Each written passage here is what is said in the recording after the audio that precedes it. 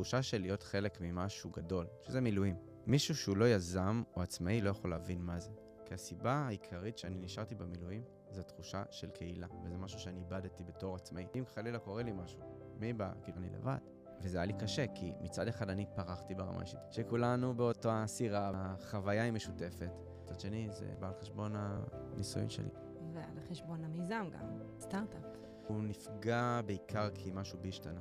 ב7 לאוקטובר, ב6 לאוקטובר, הדבר שהיה לי הכי נוראי, יש יותר מדי פליטות פחמן, זיהום קרקע. ב7, 8, 9 ואילך, יש 250 אנשים מהמדינה שלי שלא יודעים איפה הבן שלהם, או אבא שלהם. ואני אומר לעצמי, באיזה שטויות אני מתעסק? האם זה הדבר הכי חשוב עכשיו? קונפליקט בין היזם, בייחוד בעולם של כזה פינטק, סטייש אקלים, לבין ישראלי ויהודי, זה היה קונפליקט שהיה לי מאוד קשה לפתור או לנסות לפתור אותו. ישראלי יהודי ניצח.